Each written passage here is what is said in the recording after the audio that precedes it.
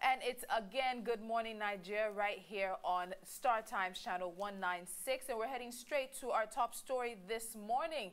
Many Nigerians are starting to wonder what exactly the federal government has planned as oil prices around the world continue to slump. Right now we're hearing that they stand at $73 per barrel. Now, to discuss this and the financial implications for Nigeria's budget for 2015 and other issues, we have a financial analyst and experts in the house. He is Boason Omofaye. He's a friend of the Wazobia Info family because we always reach out to him on Nigeria Info, and he's always been gracious enough to answer our requests. So this is his first time on Good Morning Nigeria, and we look forward to having him again. Good morning. My pleasure, Tolu and Lerato. Thank you very much. I hope you're not intimidated. He was telling us off air that this is his first time having to face an all-female panel, but we'll go lightly. All-female cabinet. Let's get started. Now, there was a time that just maybe 4 or 5 years ago, oil prices were at the highest that they've been seen in a very long time. And we're looking forward now to 2014, and we're hitting $73 per barrel. Before we get into the financial implications for Nigeria, what do you think is the reason these oil prices have fallen so fastly and so sharply in such a small amount of time? Well, first, you have geopolitical issues around the world. Russia, Ukraine, on one hand. You have the U.S. and China going into shale gas production. Then you have the Middle East crisis, the ISIS, the Syria, Iraq, and those political, geopolitical elements all coming together at the firmament, as it were. It goes therefore that it won't be too long before there is a shower or heavy rainfall, a downpour on the entire issue. Then you have the North Africa as well coming under some political issues, Libya, Tunisia, Algeria, and what have you. So, so you have these problems all coming together. Then you've seen some economic downturn even in leading economies such as South Africa. Japan just stepped back into recession for 2 quarters in a row.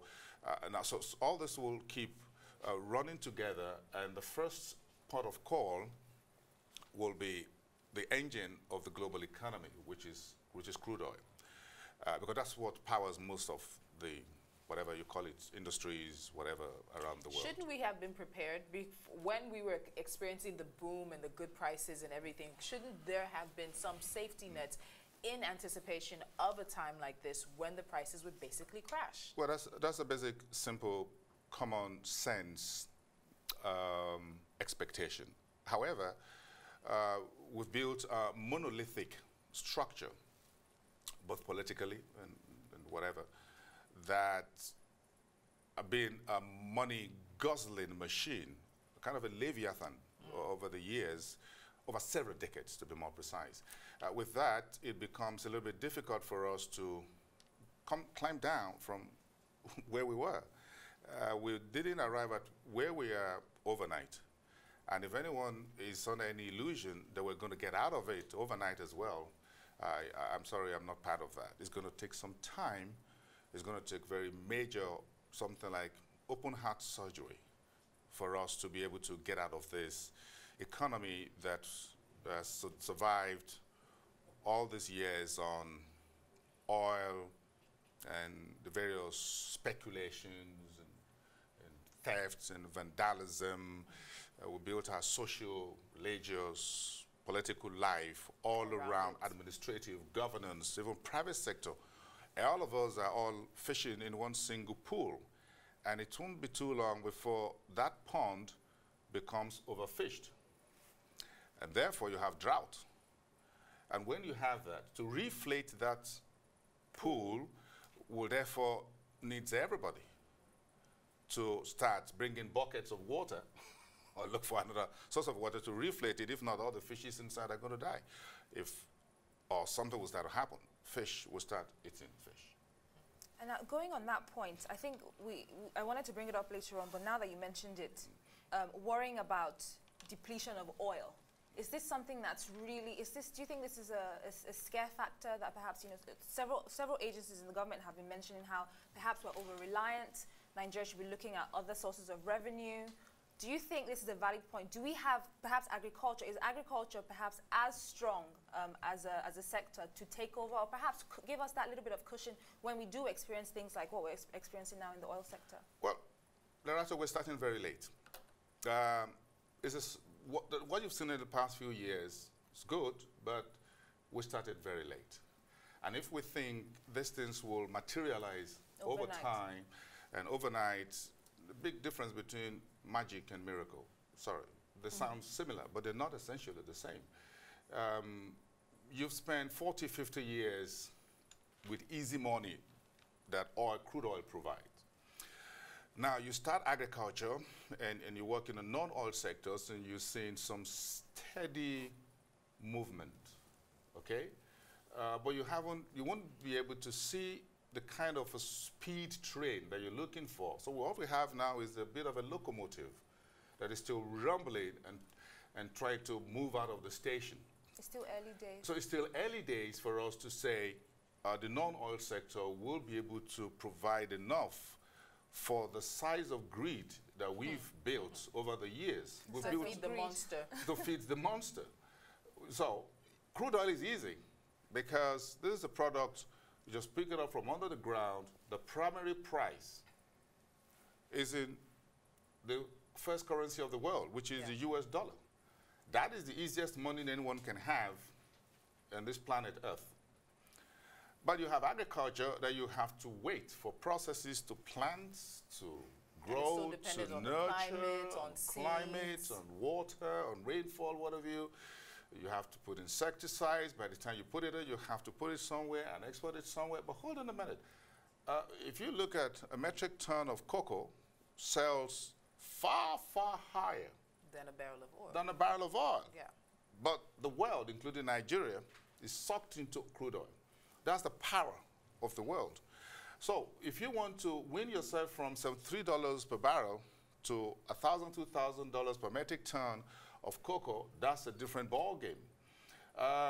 Crude oil is someone is drilling it somewhere. You just sit back in your comfort of the offices and you press these little things. And you count the barrels. And money moves, you count the barrels moves. You don't need to count the pods on the cocoa tree. So we've all used to that easy life. Now, so agriculture, yes, we're making progress. Government's putting a number of features in place. But hold on a minute. We've had easy money for so long. Too long. In fact, for too long. So we become, thank you, psychologically lazy. We've built a civil service structure on easy money that crude oil provided in 1973 with the Udoji Awards, in which we shared the first booty or bounty of crude oil. Since then, the entire population believes that the civil service is where you can make easy money. You need to work only 15 or 10 days, make 1 month. You get your salary, you get free tea, you get tea, you get tea and coffee free of charge. Friday is the holiday. So we all got used to it. So people, a lot of us were just going into, you go to school, as soon as you're getting out of school, there's a job in the civil service. So we built several layers of, we duplicate parastatals. We create so many agencies that we keep feeding our population into. Now, the same civil service is difficult to pay salaries. So you're saying you can't pay $25,000 basic salary, we're saying $18,000. The government at every level is scared of sacking civil servants. Now, these folks are also being kept for political purposes over the years. At the end of the day, the civil service is how much of Nigeria's true working population? How much? Well, you don't need, the point is that all of us are plugged into the system. Okay. We are plugged into it. The civil service provides the big ticket transactions for the banks. The stock markets need the civil service. Everybody needs the civil service. No, who doesn't need the civil service here? Could someone please raise up your hand? Perhaps behind the cameras, the producers. We all need. Put the hand on. You all need the civil service. I want to take a quick diversion because even getting from falling oil prices to the civil service, you can follow the consistent train. Everything is together. But one of the things I noticed that was interesting is that around the world right now, as countries look to cushion their citizens against the falling oil prices, some of them have actually reduced the pump price of petrol. Now, let's even look at Kenya. We're hearing that in Kenya right now, they're currently enjoying a contrasting bit of fortune inflation as they've brought down the price that they are paying for diesel in Kenya. Would we expect to see a government that responds to this falling oil prices in Nigeria by possibly reducing the pump price of petrol in the next few weeks or even into next year, just to react to this? This is not the first time. I'm sure a couple of years ago when we were talking about oil prices in Nigeria, as soon as in South Africa and a few other countries in Africa, if you don't want to go to other parts of the world, as soon as crude prices fall, you see a reflection in pump prices as well. We don't have a structure made for that in Nigeria. So don't wish for what you don't have. If you're driving a Beetle car, Volkswagen Beetle car, looking for a 6-loader inside it, I'm sorry, you're not going to get it. But can't we dream? Isn't it wrong? Is it wrong No, you can dream, but you need to put a structure before your dream comes alive. Wow. Anybody can dream. What does it take to dream? Just fall asleep. Oh. And something is going to start walking through your brain.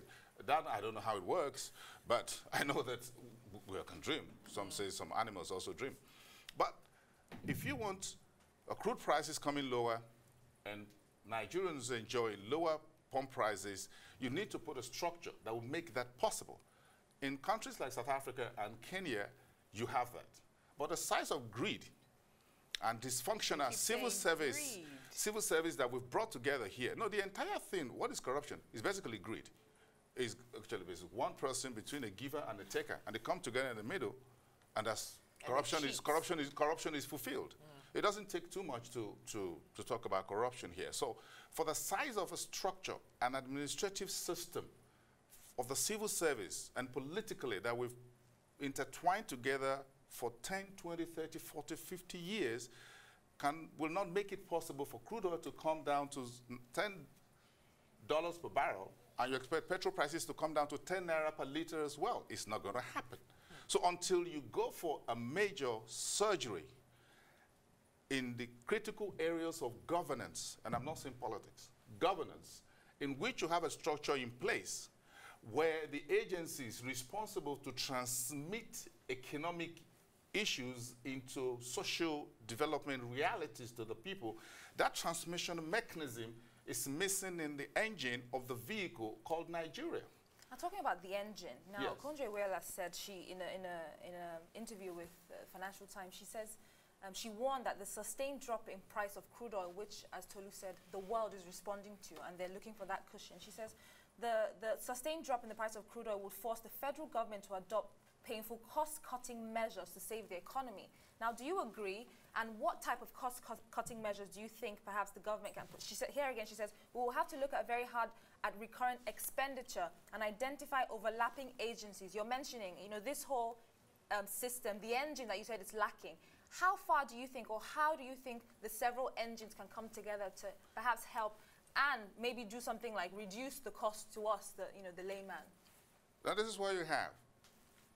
You have some individuals who are involved in a very, I'm sorry to use this example, very ghastly accident. They're bleeding all over. And the paramedics get onto the scene. The first thing you need to do is to stabilize them, right? Yes. Now, the process of healing takes time. Now, there are various stages of stabilizing them, patching up the wounds, making sure they stay alive. You stem blood flows, isn't it? Okay, you stop hemorrhaging. Some will be gentle, some will be very difficult. By the time you put such individuals into surgery and then pull them into recovery units. Now, that is the Federal Republic of Nigeria for you as an enterprise. So if you think you're going to get it done one quick fell swoop, it's not going to happen. In layman terms, but you have a situation where you need to take things very slow. Again, we are all in bed together. We need to get out of bed. We need to separate. We need to put structures in place, institutions. To use the words of yes, yeah. So we need to build strong institutions that will help build a transition or transmitting mechanism that will be able to deliver social benefits to the people. Therefore, you think what the finance chief has announced, I think is the first one. But don't forget, she's not going to come with a sledgehammer from day one.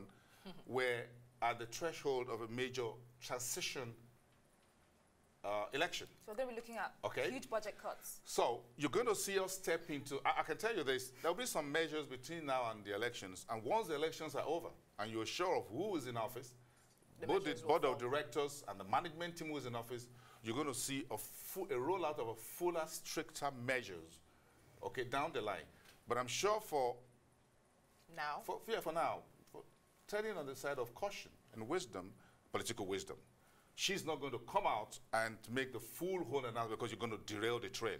Now, in derailing the train, because she's talking about cutting wastage, training programs will be stopped for civil servants again, training's done in country, and they've also mentioned this luxury goods tax, champagne, private jets, yachts, and a list of other things that will be announced. Now, in talking about what Nigeria, through the Minister of the Economy, plans to do, you're saying she's not going to come with a sledgehammer, but for some people, this is already stopping certain things in the process. And as you said, we are looking towards elections in a few months. I don't even, when people say 2015, it's not 2015, it's February.